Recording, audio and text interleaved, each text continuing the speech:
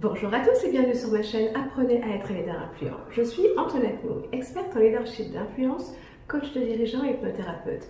Ici, je partage avec vous des stratégies éprouvées, des techniques d'influence et d'hypnose pour vous aider à révéler votre potentiel et à transformer votre impact sur les autres. Que vous soyez dirigeant, manager d'entreprise, entrepreneur, politicien ou simplement désireux de vous améliorer, cette chaîne est pour vous. Et si je vous disais que votre esprit est influencé chaque jour, sans même que vous ne vous en rendiez compte? L'hypnose, souvent associée au spectacle ou à la thérapie, est également un outil puissant en leadership. Dans cette vidéo, vous allez découvrir comment des leaders utilisent les mécanismes hypnotiques pour asseoir leur pouvoir et pourquoi il est nécessaire pour vous, en tant que leader influent, de comprendre et de maîtriser ces techniques. Alors restez avec moi.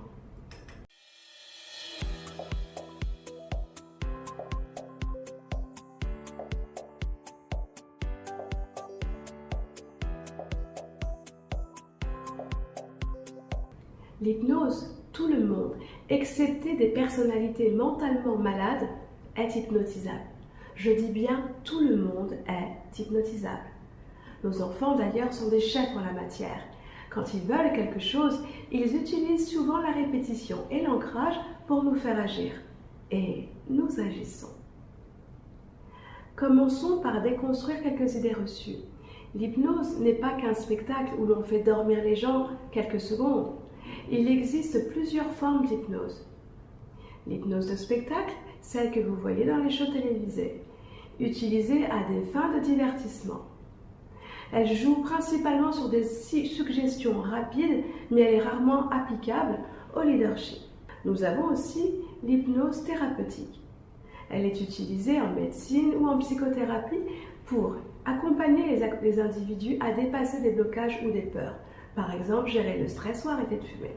Puis, nous avons l'hypnose professionnelle. C'est celle qui nous intéresse ici. Elle s'appuie sur des techniques de langage, de suggestions subtiles et la maîtrise de la communication non verbale pour influencer positivement un groupe ou une personne.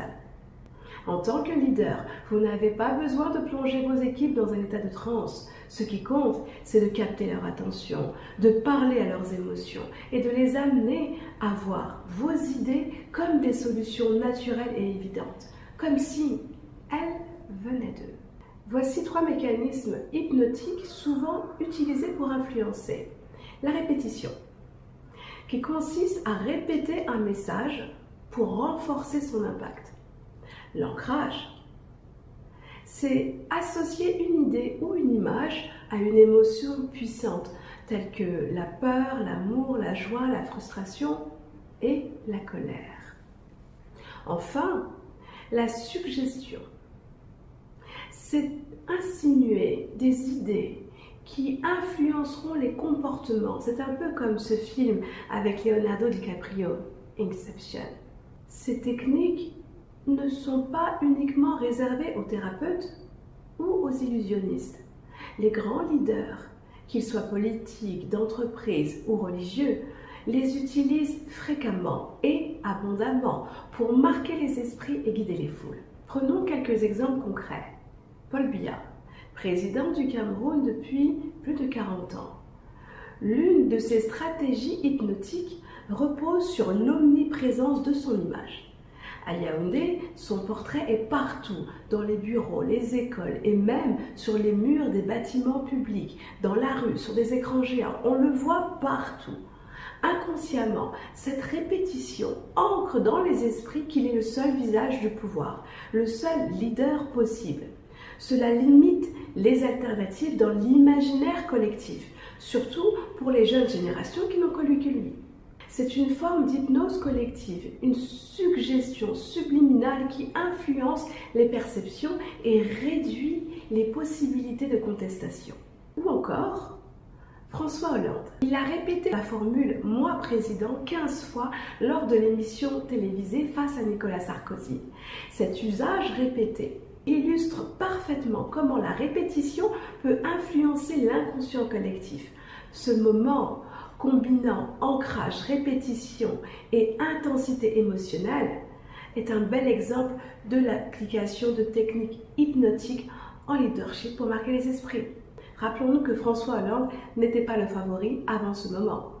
Je pourrais aussi prendre comme exemple le Yes We Can de Barack Obama, ou alors le I Have a Dream de Martin Luther King, qui est un exemple très connu. Mais sachez que beaucoup de leaders utilisent ces techniques. Alors, pourquoi il est essentiel pour vous, en tant que leader influent, de comprendre ces mécanismes? Car la répétition de votre vision claire et cohérente va vous aider à faire monter votre équipe en compétences, va vous aider à les impliquer émotionnellement et donc à vous suivre. Ensuite, en maîtrisant l'ancrage, la suggestion, vous créerez un sentiment d'appartenance et de direction. Les mécanismes d'hypnose, lorsqu'ils sont bien utilisés, sont un outil puissant pour l'influence motivée et inspirée. Mais attention, ils impliquent une grande responsabilité.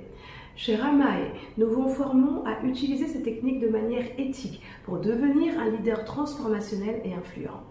Je vous invite à découvrir nos formations et nos accompagnements en coaching via le lien qui est en commentaire. À présent, je vais vous montrer comment vous pouvez utiliser le storytelling hypnotique. Prenons un exemple. Vous êtes un leader en charge d'annoncer un changement stratégique majeur dans votre organisation, la digitalisation des processus internes. Ce changement suscite des résistances parmi vos équipes, car il implique de sortir de leur zone de confort et de remettre en question des méthodes de travail bien établies. Et vous savez bien que les collaborateurs n'aiment pas bouger. Vous allez donc commencer votre réunion en créant un ancrage émotionnel. Et pour ce faire, vous leur racontez une histoire. Je vais vous raconter une histoire. Imaginez un navire en pleine mer. Il navigue depuis plusieurs années sur les mêmes eaux, en suivant les mêmes routes. L'équipage connaît ces routes par cœur, chaque virage, chaque courant. Mais un jour, le capitaine reçoit une carte. Elle montre une nouvelle route, plus courte, plus sûre, mais qui traverse des eaux inconnues. Le capitaine a alors un choix.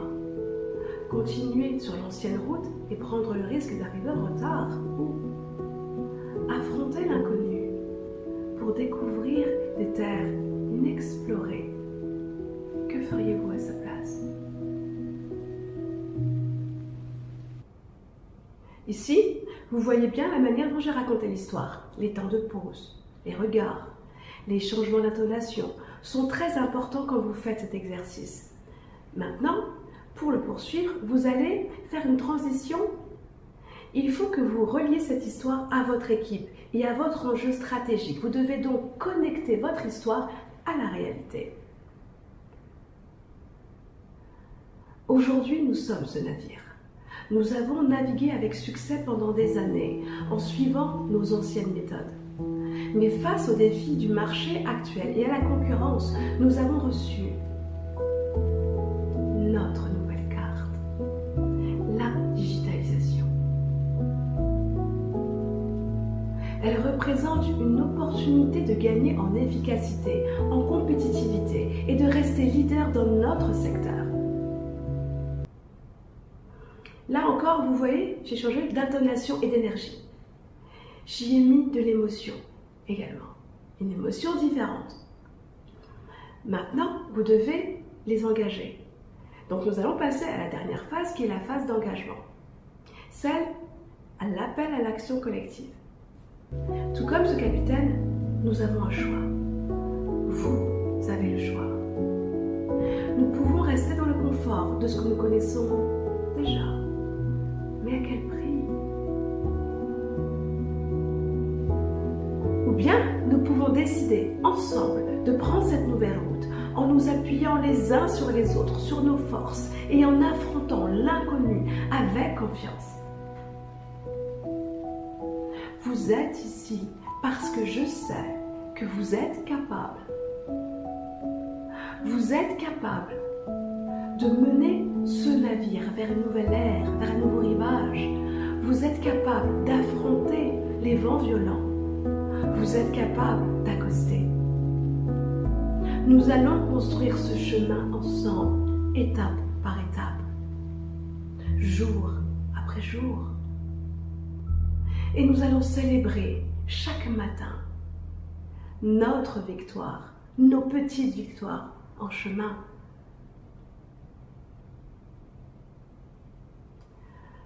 Voilà comment vous pouvez utiliser un storytelling hypnotique.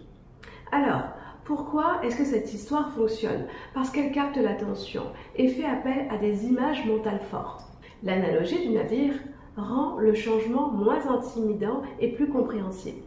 Ensuite, en valorisant les membres de l'équipe, vous les encouragez à s'engager activement dans la démarche. Puis, le storytelling transforme une contrainte, qui est le changement, en opportunité enthousiasmante.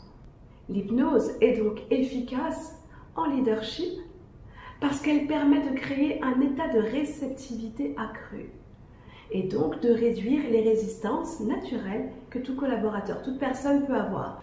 En utilisant des métaphores et des histoires inspirantes, vous parlez directement au cœur, vous touchez le cœur des gens, vous parlez aux émotions de vos collaborateurs. En créant un sentiment d'appartenance et de motivation, les gens seront prêts à tout. N'oubliez jamais, les gens sont prêts à tout pour les gens qu'ils aiment. L'hypnose professionnelle repose aussi sur votre posture et votre capacité à créer une présence marquante. Un leader charismatique et influent ne l'est pas par son titre, mais par l'aura qu'il dégage.